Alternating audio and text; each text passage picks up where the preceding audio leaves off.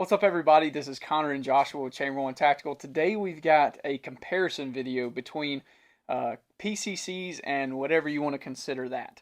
Um, but we did a review on the Palmetto State AKV, so if you haven't already seen that, go check that out. Yeah. But and we've also done a video on the CZ Scorpion Evo 3 Plus. So we felt it would be pretty cool to do a comparison of all three. Because if you've already got a Glock, you may be able to get this for a lot cheaper than you can go buy one of these. And what is this called? That is a micro RONI conversion kit. Okay. The first thing we're going to talk about, obviously, is price point. And we are going to kind of exclude the price of the gun on the micro RONI conversion kit because we're going to assume you already have said gun. Okay. So, because it is going to vary depending on which version you get. We have one that's pretty useless, in my opinion, because we have it for a Glock 43X. So there's not much of a grip to actually get a hold of. Yeah, so, it's okay. But the actual conversion kit, But it's one of the better triggers you could get out of a Glock. True. But you're going to see these coming in from like $250 to $350, depending on the options that you get and all that kind of stuff. Can we just agree on like a $550 gun, and plus the price of this? That way, it's more comparable. That's fine. So if you have about a $550 gun plus $250 for the kit, yeah, around. Okay. Yeah. And then for your Palmetto State AKV, this gun, depending on, again, the version you get, I saw them the other day with the polymer furniture, just your standard, Magpul. Mm-hmm. The Magpul furniture was like $8.99, and then this one I think was more like $1,100 with the metal rail and stuff like that. So the prices are going to vary. We're just going to go with around $1,000 for this one, Okay. depending on what you get. So and 800, 1,000. And then on this guy, the CZ Scorpion Evo 3 Plus, which is a mouthful, this one we got it for what? Right at $700? I think it was right at $700. And these vary also. When they originally came out, they were more like $1,000. Yeah. So we're just gonna say for this one around $700, $800. Yeah. So the prices are all pretty close, especially if you're including the gun price in this one. Mm-hmm. The prices are all pretty similar. But in my opinion, pretty drastic difference in the performance of these guns. So the first one we're going to start with is the micro RONI conversion kit.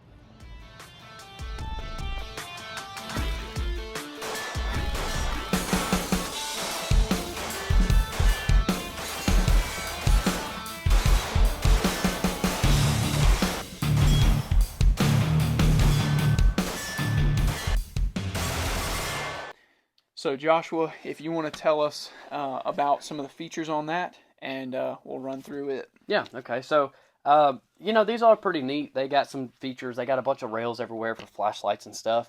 They have this little area right here that you can keep an extra mag, and people typically run a bigger mag right there. And they have these finger grooves. Obviously, I think they also have where you can click in a specific light right here. Take out this little plastic piece right here, put in a light. And then you have an extra mag on you, which is actually a pretty neat feature that these don't have. And then this you can one, swap it out. This one is a little different compared to some of the older versions. This one does have a true mag lock. Some of the other ones were just retention. So this one actually locks in, which I prefer. Yeah, that's good. And it's actually pretty quality. It doesn't jiggle around a bunch in there, so I thought they did. Well, what's good is like if your hand is here, you go to slide right down, it's right there. It's pretty natural. Yeah, it's pretty natural. Yeah. So good job on that. It does have these little ambi tabs, I guess you could say, that you can actually rack the gun with, obviously, because the slide's in here, you can't get to it. So that's pretty neat. One thing we did notice is it is gun specific, obviously, so it goes down in the serrations that actually grip onto it. So when we tried to put like our micro dagger in there, it's got like slanted slide serrations, so it's very specific to Glock. It's almost straight up and down. And I think they just came out with one for the dagger. Okay. Maybe not the micro, but they did come out with one for the dagger. Yeah. So what's really cool about this too is you can obviously fold the stock, make it really. That's a pistol brace. Oh, pistol brace. Whew. Sorry, ATF. I didn't mean it. Don't come after my dog. So, yeah, it's got this pistol brace. It's not the most comfortable out of these, but it's okay. It does the job. What you do is you just kind of pretend like it's on your shoulder. Yeah, it floats. Yeah, it floats. But yeah, I mean that's pretty much it for this. Yeah, I mean I think this is pretty cool. Obviously, again, I would not have bought this. My wife actually bought this for this gun when I had it. It's not the best gun to use this conversion kit. I think a Glock 17 would make this thing shine a lot better than a 43X because your hand is already so far up and it kind of digs in where the actual molded plastic is right here. Your hand just kind of digs in the whole time you're shooting. Yeah. So I don't love that. There's a couple things that are awkward about this thing. One being the charging handle itself is very, very small. So your finger can very easily slip off, and it's not very stiff. Yeah. So when you go to rack it, there's a little bit of play where your finger, it almost makes your fingers come off. And it reciprocates, right? Yes. So just some things like that. The top rail on the top, I believe, is I can't remember if it's plastic or metal. It may be metal. But the one thing I will say, we didn't have any issues with a optic holding. It's 0, so the top rail does work fine. And then the only thing, like I said, some of the awkward things. The mag release, because you're shouldering, it's hard to get your thumb to that mag release, so you almost have to like break your rifle grip to be able to hit your mag release, and then get another mag back in there. And then your slide release, obviously you could just reach back here and rack it this way, but they cut it out right here so you could use your slide release. It's not very easy to get to. So you might as well not even bet on using this. Just rack it from here. Like Joshua said, the brace is not very comfortable. There's not a ton of surface area. When you actually go to use it, the reason I put a little bit taller optic on this one is because it's not fun to put your face down here because it feels like you're getting punched in the face every time you shoot it because of the way this brace is. So, and honestly, you should have put that optic on all these. Yeah, I know. But for what it is and for the price that you pay, this is a pretty cool product. I think it did a pretty good job. It's pretty cool. It would be a really cool little backpack gun because it gets so small. And again, you're not going to get any extra accuracy or anything like that because this is just your standard barrel length. You're not adding any barrel length to this gun like these are. Yeah. So, it's cool, but not as functional as I would want it to be. Maybe if you had a Glock 17 or something in there, it'd be different. But it's a pretty neat thing. It's just with a 43X in there, it's not the best. And the recoil is more than you would think it would be on something of that nature. Especially compared to these. It felt like you were getting punched in the face. But I will point out, too, they do have you a QD point on the bottom right here, which I do like. Any kind of sling. Kind of a weird spot to have it, though. Yeah, it is. It's going to, like, hold it right here. But anywhere you can have a sling mount is a plus in my book. So, moving on, I'm actually going to go this way. Okay. Moving on to the Scorpion Evo 3 Plus. Are you saving the best for last or something, or? Maybe, I don't know. It's in the middle, I don't know. But moving on to the Scorpion Evo 3 Plus.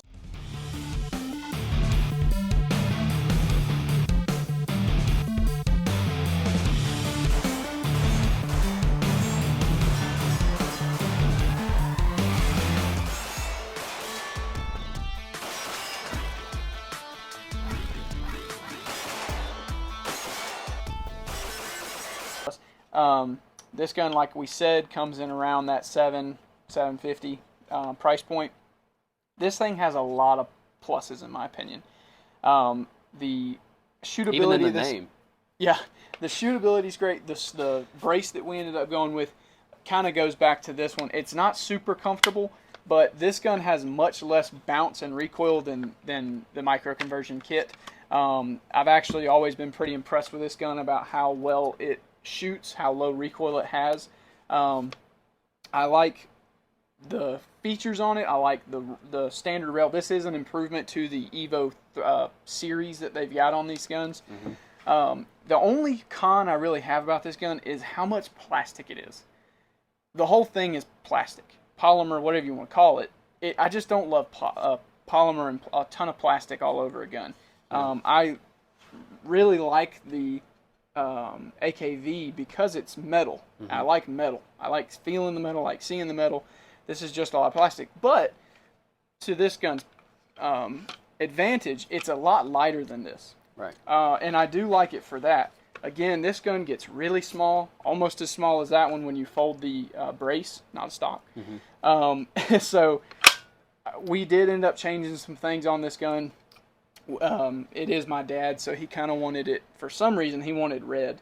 So we have an extended charging handle, which is great. Very easy to use, very comfortable to use. The original one was not great. It was kind of getting back to, it was small. And then he did want a flat face trigger, so we put that in there for him. And then he went with an AK style safety selector, which I do like. I think it's cool. But the features on this gun, the mag release is ambi, which is nice. And then you do have a bolt release down here. I have found it's not very easy to use. You pretty much use it with your offhand. But I don't love it. It's really tight. Yeah, it's not the best. But the mags for this gun, it comes with, I think, two 20 rounds. 25s or, oh, 20. I think it's 25. I can't remember. So it comes with two of the little stubby ones. We bought a 30 round because that's much cooler. But one thing to say, the AKV mags do fit in this gun, but they don't drop freely. So it is a very tight fit when you actually put the AKV mags in here. So if you want your mag to just drop out when you push that mag but those release, work in this. But these work in the AKV, yeah. So I think this is a good option. For the price point it's at, I think it's a good product. We have had no issues with it as far as reliability. It has shot great. Mm-hmm. And the triggers, these are the ones we can actually talk about the trigger because it's an actual different gun. This is just a Glock. The trigger on this is pretty good. The brake is pretty good, but the reset, there's a little to be wanted on the reset. Having the flat face trigger is pretty nice there, and the brake could be a little lighter as well. Yeah. We didn't do a full trigger kit on this gun. We just did the flat face trigger shoe, so we may do something like that in the future, but as of right now, it's pretty standard. Yeah, so I will say one thing about the price. That is the price of just the gun, without the stock. So brace. The brace. Whatever. It's the same thing. Yeah, so, this has a brace, that has a brace. You're going to have to buy a brace for it to be comparable to these. And personally, I don't see the point of these without a brace. I wouldn't run it without a brace, personally. So how much can you get a brace for? If you use it without the brace, you got to shoot it sideways. But how much is that? I think that one was like either 180 or 200, something like that. So you immediately have another couple $100. Getting closer to the price of those, right? So the price is almost the same. I will say almost all the features, except for this mag release, because it's almost like an AR-15. All the features just seem really tight. Even with the original safety, even the safety that we have on here now, everything's just kind of tight and stiff. Even racking it, it's just a very stiff, tight. He needs to work out a little bit more. Maybe that's what it is. I don't know, but I don't have that issue with these other ones. Well, with that one. But what is really cool about this gun is you have the HK slap, which is so cool. This is actually one of the shorts we did. I kind of bump fired it, but you can slap this thing down, and then this gun bump fires really easily. And then, of course, these things are known for their reliability. They are super reliable. It's kind of what they're known for, and it's got a really comfortable grip.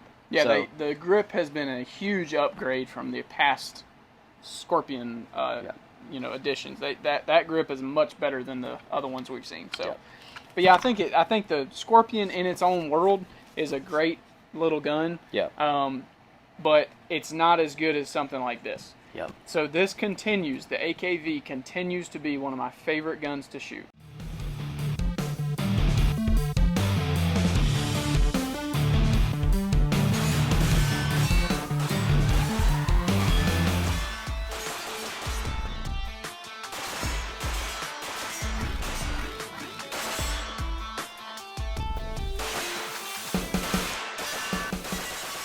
First con I'm going to say about this gun is the weight. It is heavy. Compared to those two, this thing is a tank. And you feel every bit of it. But when you go shoot, it keeps the recoil down. So this gun really doesn't move. It goes back and forth. There's no up or down. It just sits there right there in your shoulder and does not really move. There's a lot of cool stuff about this gun. Where you've got... everybody knows on AK dust covers, typically you can't mount optics to it. This one has a dog leg style dust cover, so it just flips right up, and you don't have to worry about any of the stuff coming loose or your optic. I've never had any issues with the optics staying zeroed, so I like that part of it. But again, I like metal.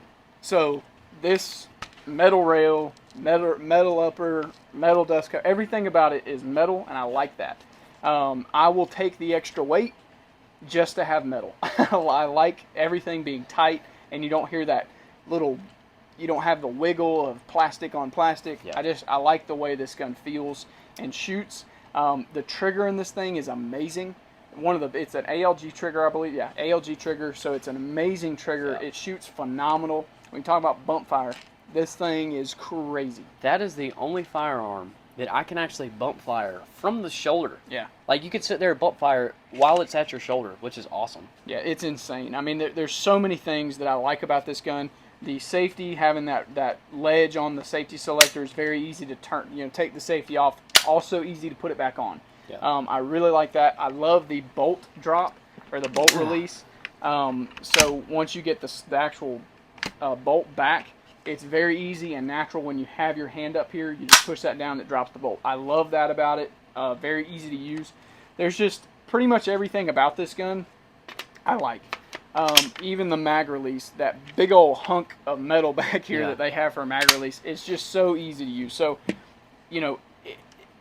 for the price point that this gun, I think this one's coming in more expensive than all of them. Yeah. But I think it's well worth it, especially now that we don't have brace issues. For a while, Palmetto State was having to sell them without braces on them, but you can get them now with braces back on them. Yeah. And they're like the same price, so. Yeah. So, it's just a great value. Yeah. For you to get. It's one upgrade that you can do to this one that this one just doesn't happen to have is a folding stock just like these. Brace. So, whatever. Folding brace. So, yeah. Well, and I could very easily have bought a folding brace. Yeah. This one just happens to not have it. For some reason, I wanted a buffer tube. I don't know why. But it was also a little cheaper, I thought, to get just the buffer tube, and I already had a brace sitting around. That makes sense. But if I could go back, I would have just paid for the folding brace and had that. Yeah. Because it one looks cooler, and it has the ability to fold. Well, and to be fair, that brace system is the most comfortable out of these by far, as actually putting it to your shoulder. It's much more comfortable than these. Yeah. And then this gun, you can shoot so much quicker than these by far. Now, and without bump firing. Like, crazy. Even if you're just pulling the trigger, the trigger, it's just a great trigger. I don't know what kind of magic they did to it, but it is super fast. Yeah. Yeah, and to be honest with you guys, like, these are all very different, and we understand that, and the point of giving you this video was to tell you kind of why they're different. Yeah.